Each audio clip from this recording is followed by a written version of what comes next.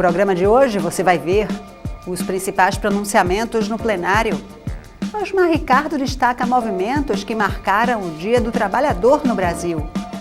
Aimee Carvalho fala sobre a campanha Maio Amarelo de prevenção a acidentes no trânsito. E Stefano Menudo pede extensão do prazo para expedição do título de eleitor e recadastramento biométrico. E a reunião da Comissão de Legislação e Justiça da Casa. O TV Câmara do Recife está no ar.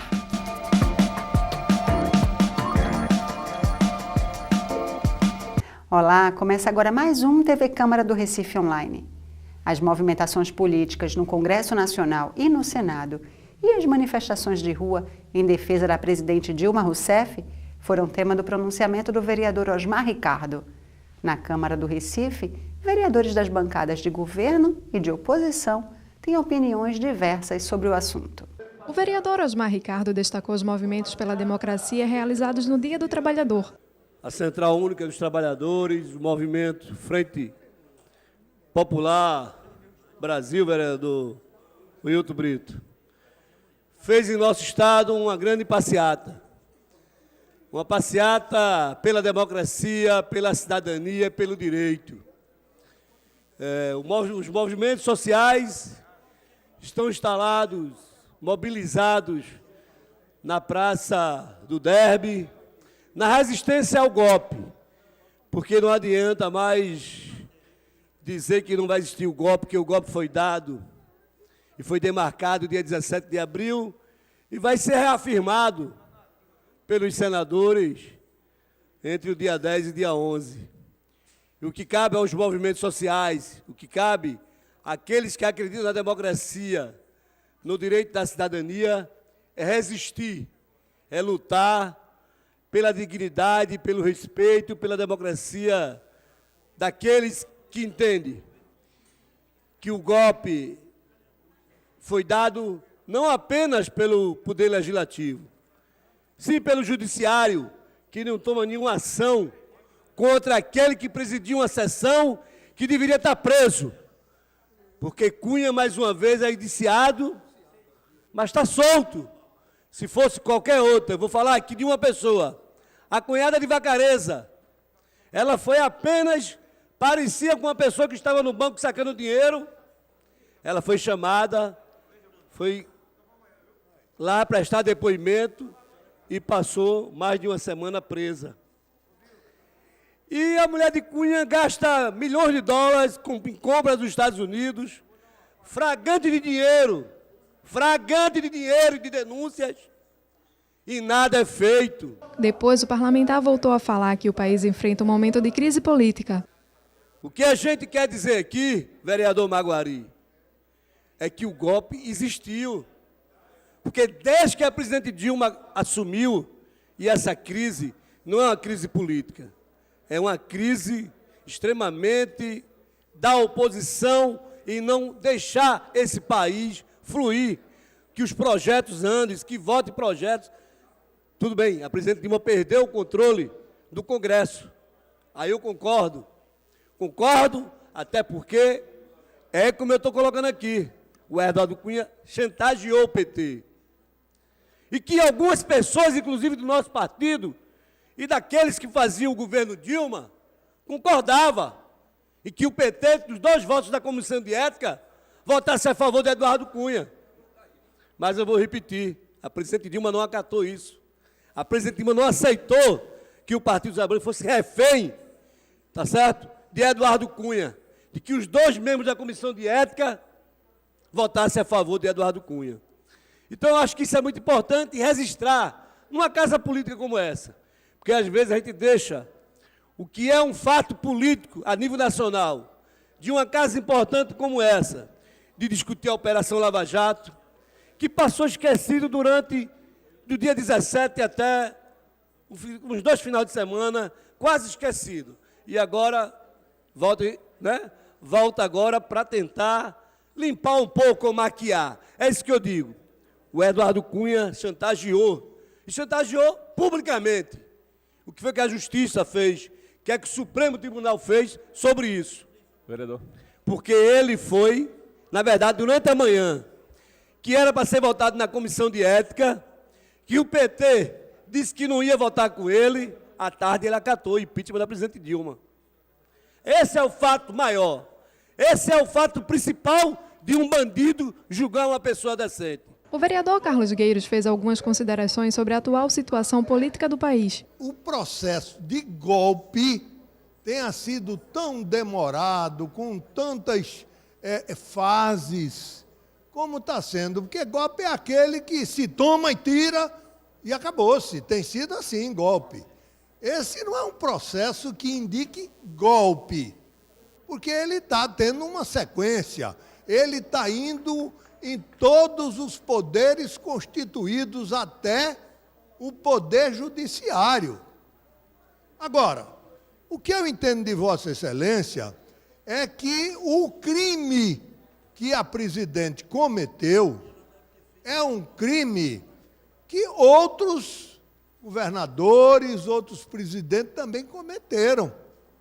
Agora, o crime, quando é cometido, é preciso que tenha alguém que indique o cometimento de crime. Ou alguém, pessoa física, ou uma organização, ou os órgãos governamentais que têm a obrigação de denunciar o crime. E isso é o que aconteceu no passado com os que cometeram e não foram denunciados. Por quê? Eu entendo que não foram denunciados porque o processo político de então era de calmaria e aquilo que havia sido feito não era de grande relevância para o país, diferentemente do momento que nós estamos vivendo. Para Almir Fernando, a escolha da população não está sendo respeitada. Mais de 54 milhões de pessoas votaram na presidente Dilma.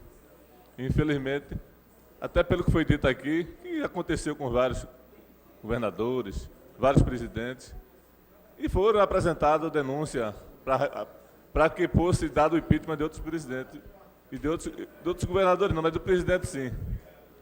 Infelizmente, ou não sei qual o motivo, os outros presidentes de Câmara não receberam a denúncia e não levaram à frente o impeachment. Então, a gente vê que isso aí só poderia ser continuado com a autorização do presidente da Casa. Infelizmente, o presidente da Casa queria que o Partido dos Trabalhadores pudesse fazer um acordo com ele para ele continuar sem ter as denúncias contra ele fosse arquivado. Infelizmente, isso não aconteceu porque a presidente não concordou com que isso acontecesse. Então, a gente está vendo que, infelizmente, eu não sei que isso é golpe, o que é. Eu sei que, infelizmente, os eleitores estão sendo desrespeitados nos votos que foram dados, quando se está tirando a presidente apenas por uma vontade política.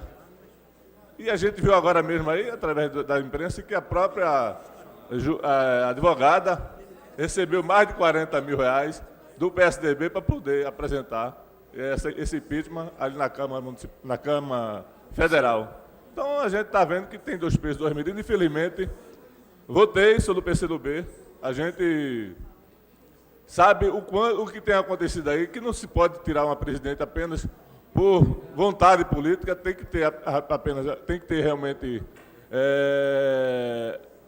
o interesse e tem que ter a justificativa jurídica para poder tirar presidente. Infelizmente, isso não está acontecendo. Não se tem nada contra a presidente.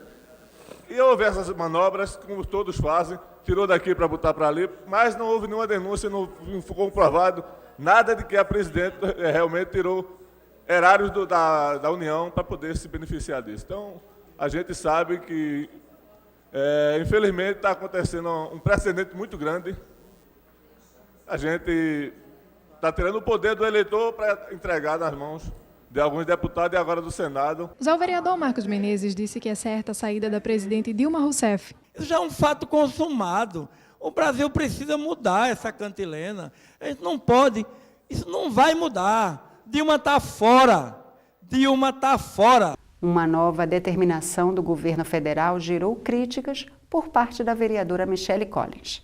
A parlamentar repudiou o decreto que dispõe sobre o uso do nome social e o reconhecimento da identidade de gênero de travestis e transexuais na administração pública federal. O decreto número 8.727 de 2016, que dispõe sobre o uso do nome social e o reconhecimento da identidade de gênero de pessoas travestis ou transexuais no âmbito da administração pública, federal, direta, autarquia e funcional.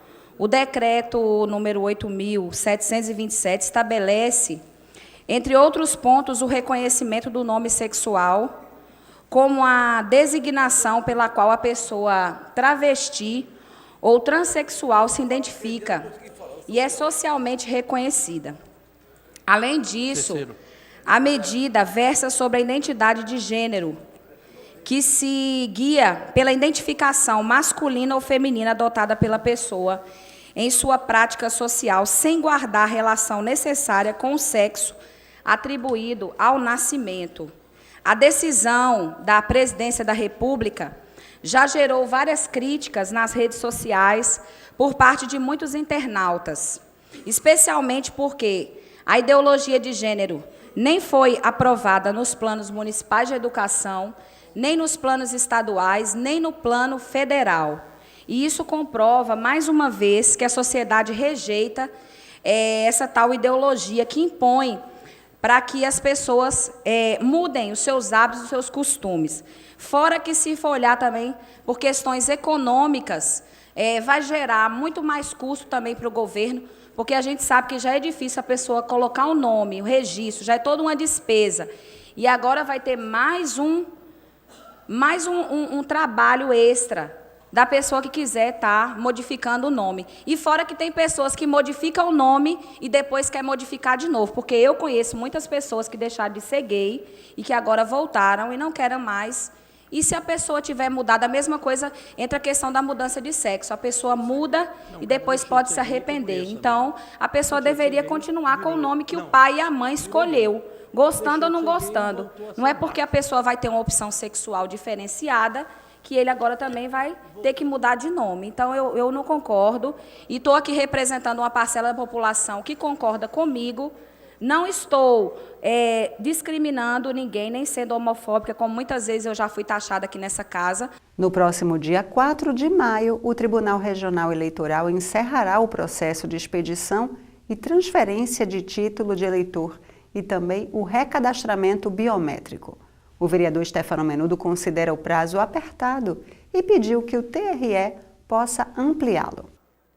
Acredito que essa casa poderia participar desse apelo ao TRE, encaminhando ofício subscrito por todos os vereadores, no sentido de solicitar a prorrogação do prazo para expedição, transferência e realização de a biometria, reforçando uma solicitação que muito contribuirá para a nossa cidade, enfim, para os próprios citatinos que desejam exercer sua cidadania de forma voluntária e democrática. Se realmente não houver prorrogação do prazo do máximo, dia 4 de maio, muita gente vai ficar sem poder expedir seu título de eleitor.